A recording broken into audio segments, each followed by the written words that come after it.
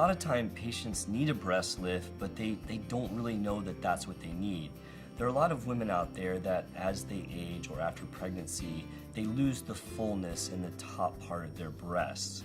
This is not due necessarily to their breasts getting smaller, but it's due to the fact that their breast tissue is starting to sag.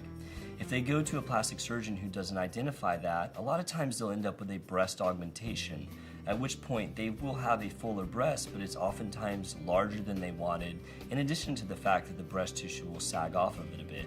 In reality, what these patients really need is a true breast lift, where they take their own breast tissue to restore that upper breast fullness by lifting it up and reshaping the breast.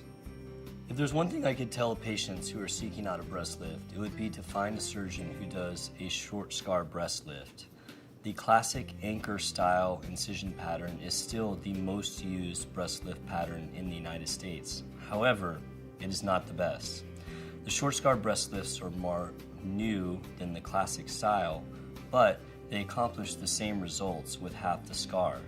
Not only is that better aesthetically, but it's also better because it decreases complication.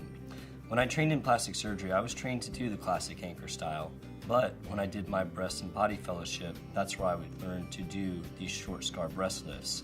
Since I learned that is all I do anymore. I found it is by far the best for my patients.